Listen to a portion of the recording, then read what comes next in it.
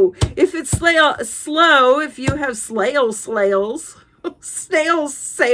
or slow sales, I highly recommend you guys promote, unless you have a highly sought out item. Sought out? It's going to be fun. Not. But sold another item. I've had like 3 sales today. My singing cow, my achy breaky heart singing cow sold for $18.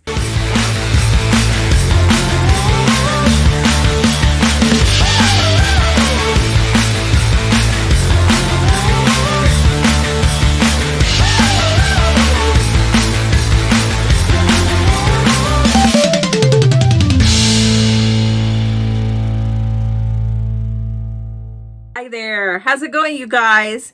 If you don't know, I'm Cindy Krause with Krause House Sift and Thrift. I've had this YouTube channel for about 3 years. I've been selling on eBay since 2021. And I also sell some other platforms, but eBay is my main platform. So wanted to talk about slow sales today and some other just general eBay tips that'll help your business. Also wanted to talk about the Goodwill haul that John and I went to Goodwill on Monday, which for us, we go to the one at Hermiston, Oregon, and it's senior day on Mondays. I think it's only 20%. I think Danny, the niche lady, says her Goodwill does like 40%. That would be amazing. But unfortunately, ours doesn't mark down the things that high. And it's just a so-so Goodwill. We're looking forward to moving to Hermiston because we'll be closer to the Tri-Cities. The Tri-Cities in Washington are Kennewick, Pasco, and Richland, Washington. And I believe they just call them the Tri-Cities because they're close together. And they're 3 major cities that are right next to each other. So they're called the Tri-Cities. So have a lot of great thrifting there. We haven't even begun to put a dent in thrifting. I think we got to the bins in Pasco once a few months ago. I want to go back there. There's also a store called Daily Deals there, which is a bin store. And there's other thrift stores out there. So once we move, our move date is March 1st. We're actually moving on a Friday instead of March 2nd. That's Saturday. And we just had one of the movers that we're going to use, hopefully, come out yesterday. And he looked at our home and looked at our storage room.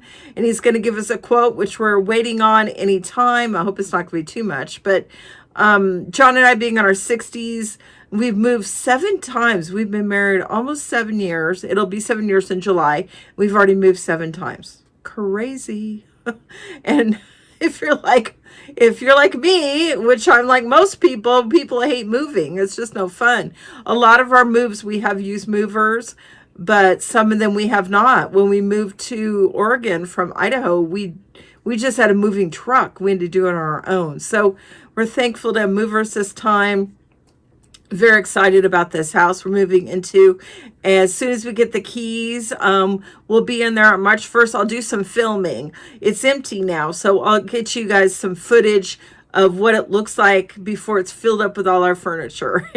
And I'll vlog the move so you could be in on it with us, just in case you're making a move and you get to see how we're moving my inventory. Fortunately, most of my inventory are already in those clear plastic bins, and I have lids for all of them, so I'll just put the lids on there. But I do have some loose inventory, which will have to go into bins that I have on shelving. So it's going to be fun. Not. But anyway, John and I did go thrifting, so I want to show you what we got. Got this Recom weather station. This is a good bolo, you guys. All these are good bolos for you. And I'll put the value on the screen, what they sell for on eBay. And I've already taken the pictures of these. I just haven't listed them yet. Here's ink cartridges are always good. I prefer HP. Those fetch more money. But, you know, a can of ink cartridge. We opened it up. It's still sealed.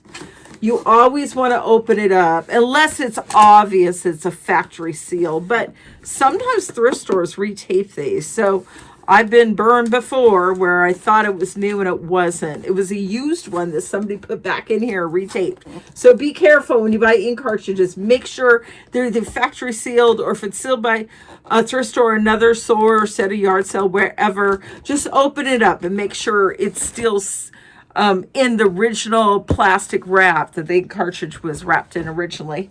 Got this. John got all of these. Yay to my husband. I didn't get that much. He got all this stuff. A model airplane. It has been open. It's out of the packaging, but the plastic is still together. I'll try and show you a picture if I think of it. This is a model set that you have to put together, and they come in those plastic, long sheets of plastic, which each piece is glued together. It's not glued. You know what I mean? I'm not explaining it very well. Maybe I'll just open this and show you guys. I don't have this sealed, so I'll show you what I'm talking about. Okay, here we go. There we go. That's what I'm talking about. For some reason, I couldn't explain this. So sheets of these are already together, so it hasn't been used. It looks like somebody might have just opened up the box but just never put it together. So I'll put the value on the screen of what they sold for on eBay, what I hope to get. And now I can't put the box back together. All right. Oh my goodness. All right.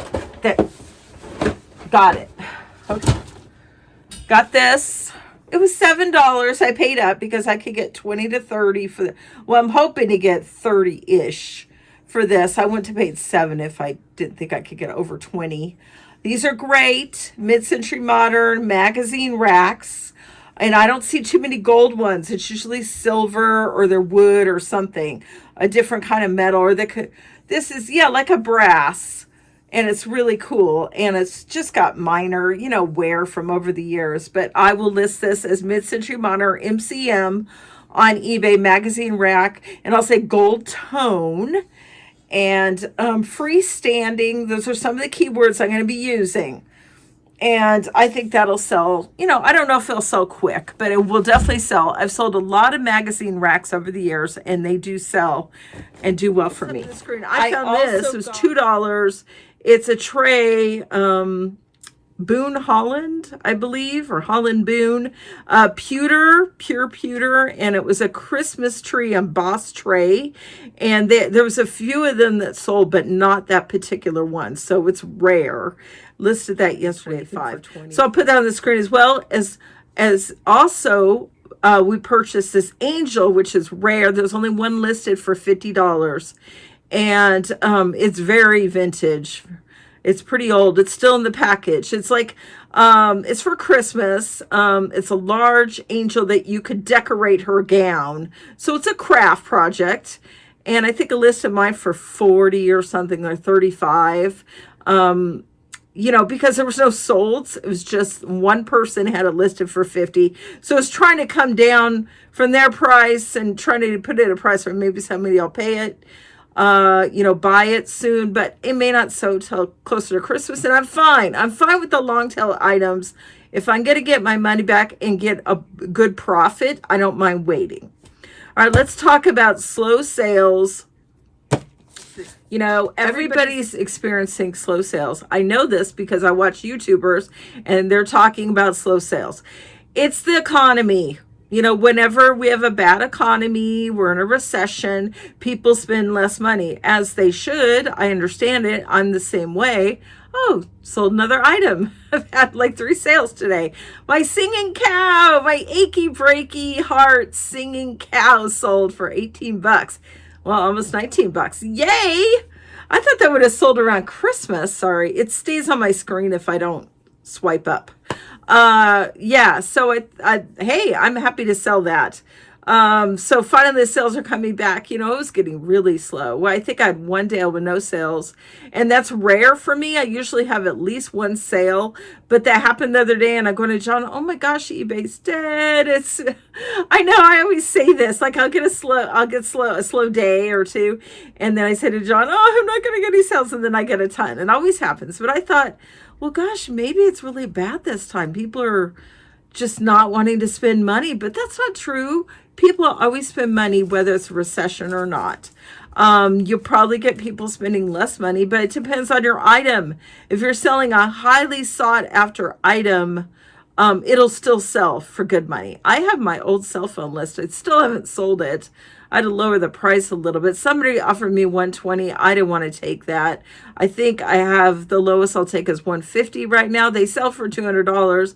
I'm also including the charging cable and a case, cell phone case. So it's a bundle. So I'll just have to wait, but that should sell soon. What else do I have? Another high-end item I just listed. I'm blanking. If I think of it, I'll put on the screen. But I was getting discouraged like a lot of people were on these slow sales. And I know ADH Dave has talked about slow sales and other people have too. You just got to adapt. That's what you got to do.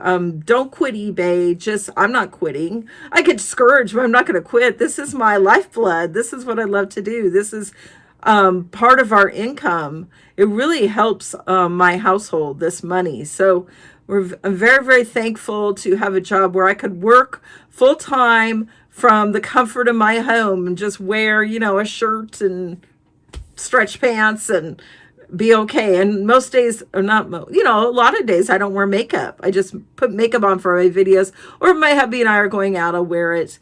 I'll say to him, does it bother you I don't wear makeup? He's like, no, I don't care. You're still beautiful. That's the kind of husband I have. He's amazing. Yes. So if it's slow, if you have snail sales or slow sales, this is some tips for you guys to help you. All right. I played around with my promotion percentage. eBay allows you to promote your listings. I think they require it now. I think you have to at least promote at 1% or 2%. I'm not sure. But I never promote at what they suggest. Sometimes the suggested promotion rate is very high. It could be 15%. That's too high. If it's low, I will use the low number. But I've been promoting 5% across the board.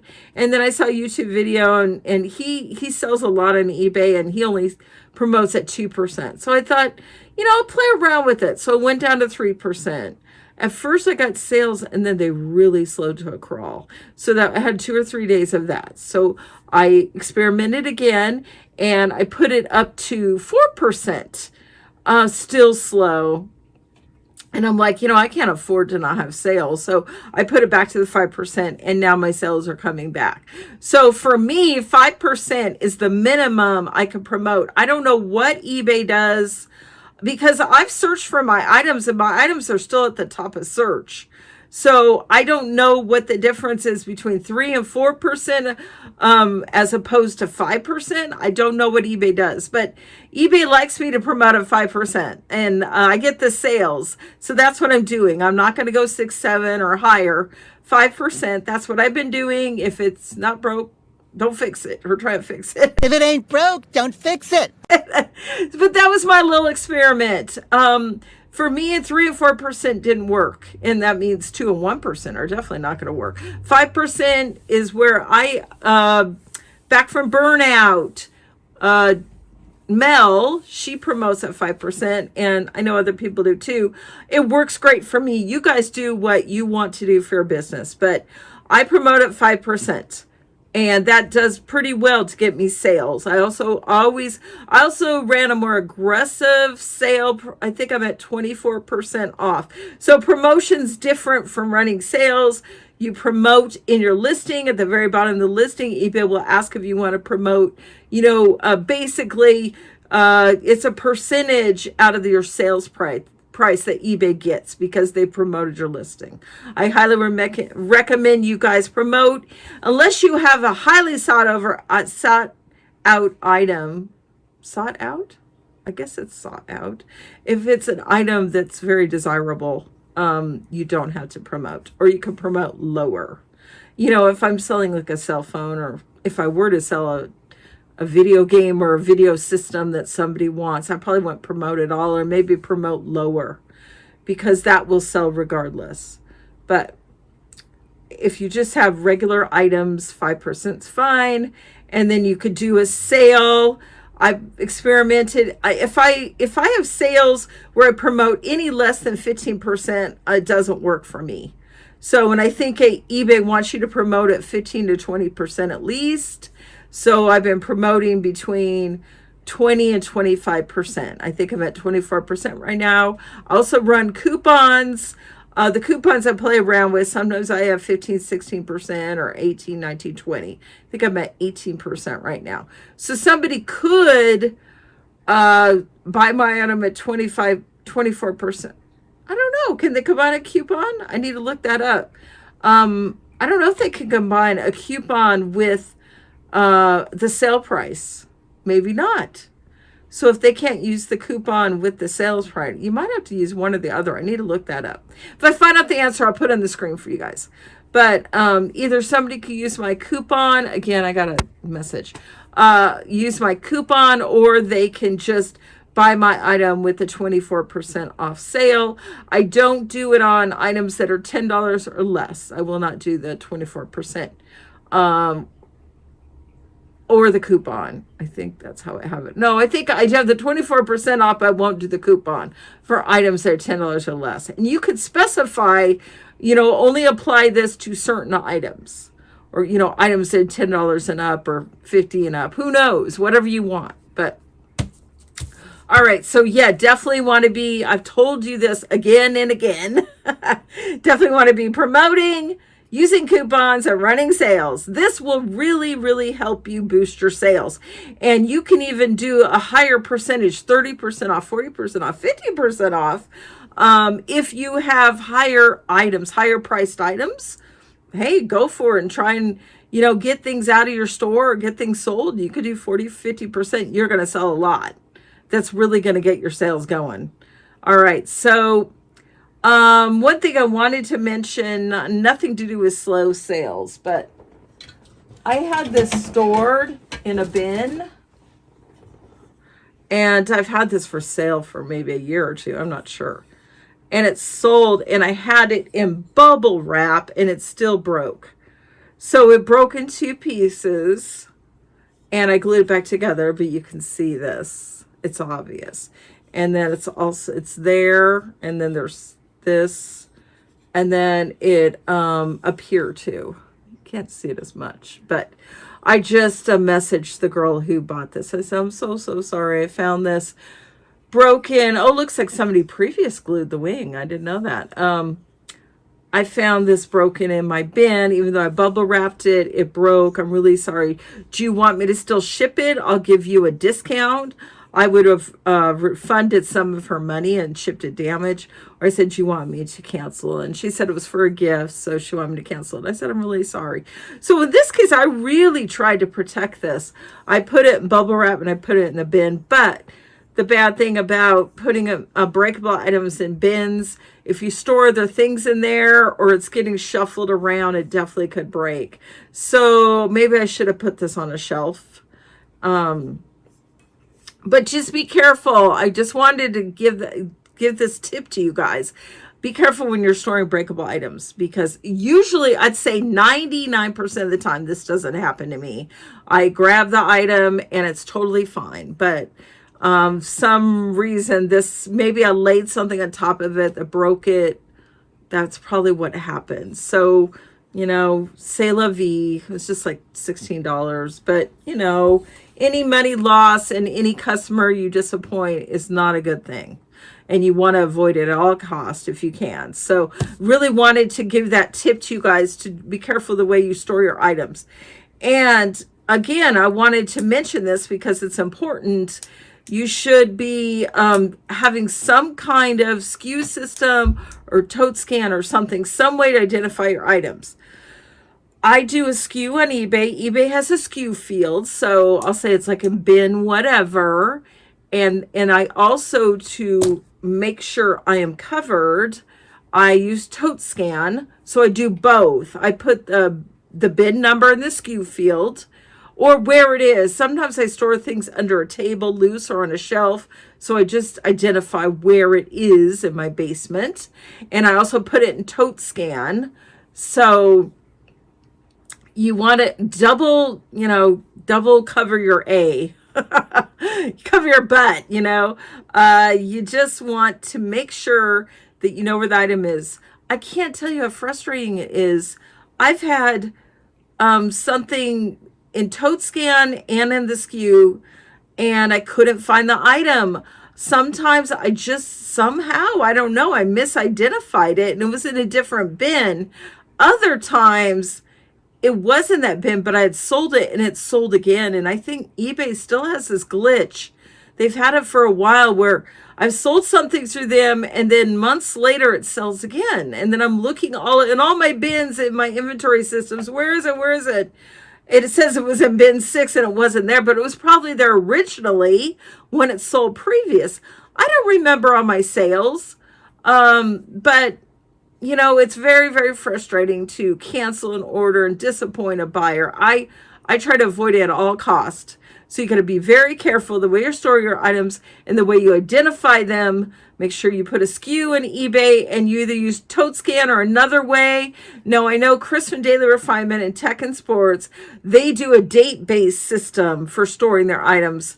They mostly sell clothes and shoes and caps, but they'll go by the date the item was listed. So that's how they store their inventory on garment racks, by the most current in the front and the oldest in the back. So when they go look for an item that's sold, they look at the date and then they could find on the rack where that date is.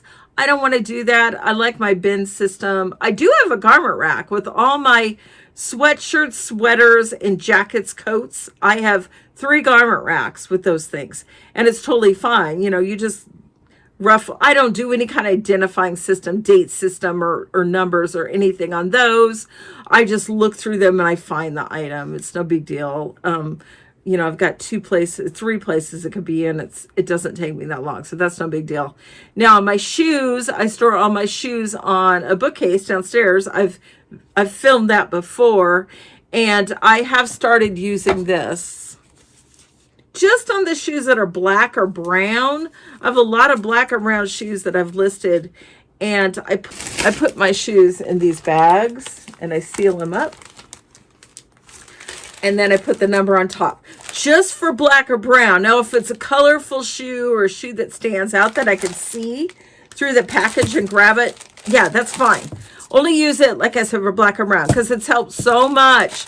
You know, I sold a black shoe and I grabbed one and I'm like, I'm looking for the brand and I'm looking through the cellophane. Oh my gosh, you know, where's the brand? So this has been a way that it's really helped me. I grab the bag off the shelf, identify the number, and I know I have the right item to ship. So just another way to make your life easier, you guys. If you need to use numbers for anything, for your shoes, your caps, your scarves, blankets, whatever, use them. These are very inexpensive and easy to find in eBay or Amazon. And they last forever. I've had this for a couple of years. So, I mean, I'm not using it that often. But, yeah, so just be careful. I sold another item. Oh, my gosh. Cha-ching, cha-ching. Yay me. It's, oh, yay, $24.50. I sold my Martian, Looney Tunes Martian, mine. Women's hoodie.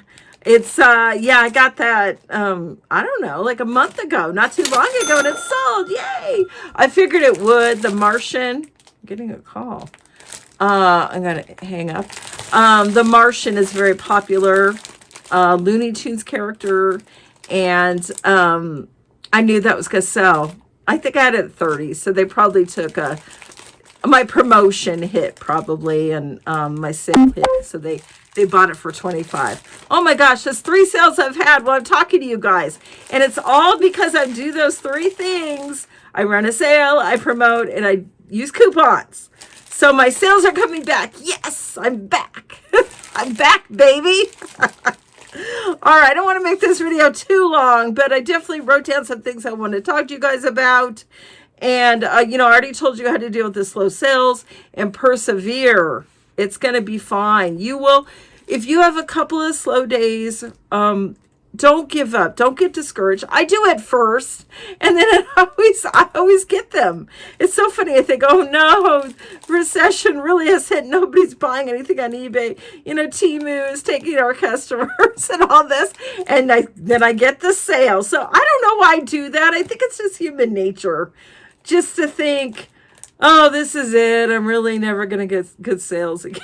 Because I was selling $8, $9, $10, $12 items, because I have a lot of bread and butter items in my store, but I also have higher items too.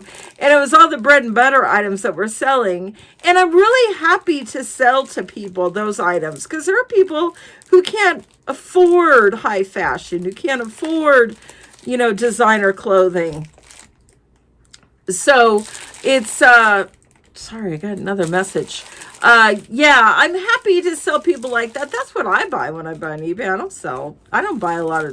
spend a lot of money when I buy on eBay.